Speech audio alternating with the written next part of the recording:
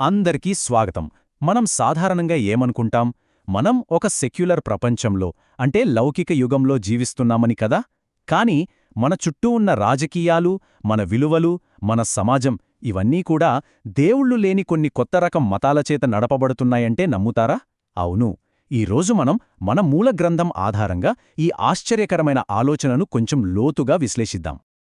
మొదటి ప్రశ్న, మన ప్రపంచం నిజంగా మత ప్రాబల్యం లేనిదిగా మారుతోందా? సాధారణంగా మనం ఏమనుకుంటాం? సైన్స్ పెరిగే కొద్దీ మతం తగ్గిపోతుందని, మనదొక హేతుబద్ధమైన సెక్యులర్ ప్రపంచం అని నమ్ముతాం. కాని ఇది ఎంతవరకు నిజం? ఈ నమ్మకాన్నే మనమిప్పుడు ప్రశ్నించబోతున్నాం. అయితే ఈ వాక్యం చూడండి, ఇది మన నమ్మకాన్ని పూర్తిగా తలక్రిందులు చేస్తోంది.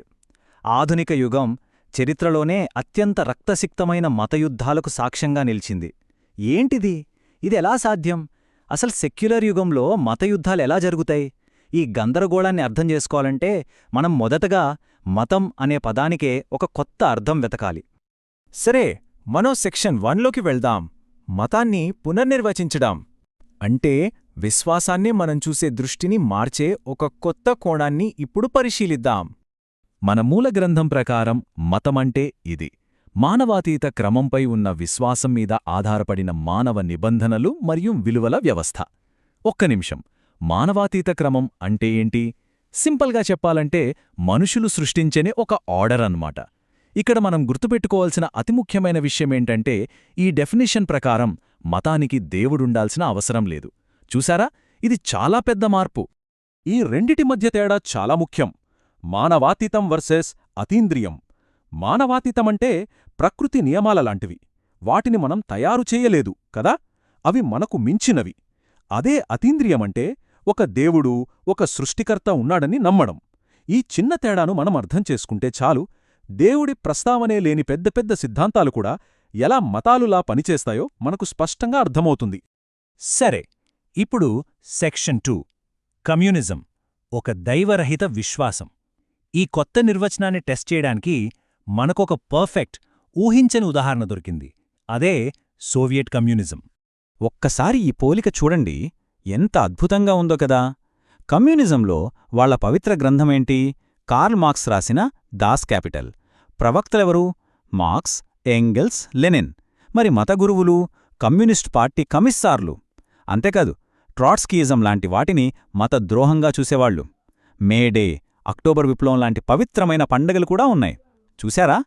పేరుకు ఇది నాస్తికవాదం, కాని ఇది అన్ని విధాలుగా ఒక పక్కా మతంలాగే పనిచేసింది. ఇప్పుడు సెక్షన్ 3, మానవత్వ ఆరాధన.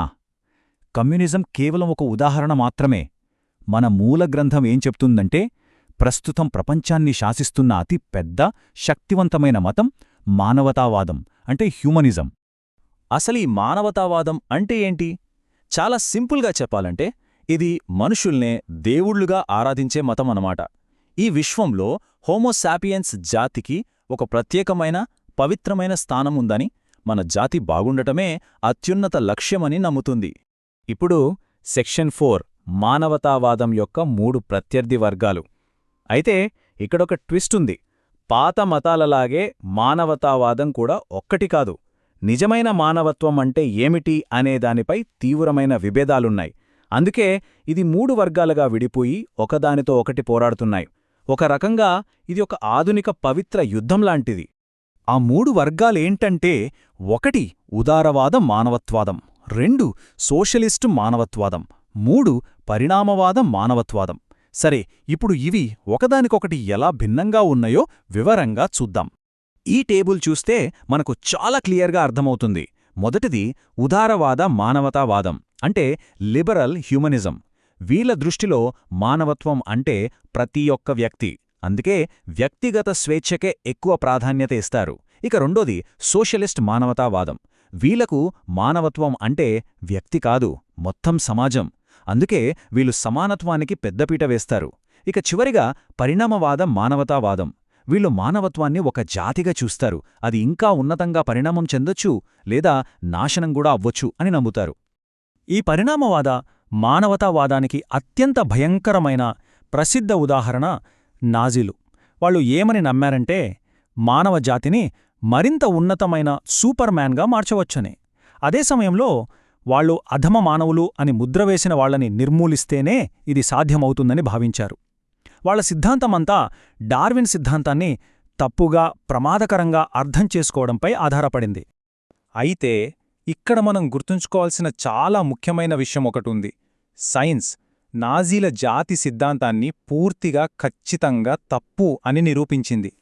1945 తర్వాత జరిగిన జెనెటిక్ రీసెర్చ్ ఏం తేల్చిందంటే, మనుషుల మధ్య జాతిపరమైన తేడాలు వాళ్ళు ఊహించిన దానికంటే చాలా చాలా చాలా తక్కువనే స్పష్టం చేసింది. సో వాళ్ళ సిద్ధాంతానికి ఎలాంటి సైంటిఫిక్ బేసిస్ లేదు. సరే, ఇక చివరి సెక్షన్ 5 మీ మతమేమిటి? ఈ సిద్ధాంతాలన్నీ చూశాం కదా. ఇప్పుడు ఈ కొత్త దృష్టితో మనల్ని మనం పరిశీలించుకునే సమయం వచ్చింది. కాబట్టి చివరిగా ఈ ఒక్క ప్రశ్న గురించి ఆలోచిద్దాం. మన విలువలకు, మన నమ్మకాలకు మార్గనిర్దేశం చేస్తున్న ఆ మానవాతీత క్రమం ఏది?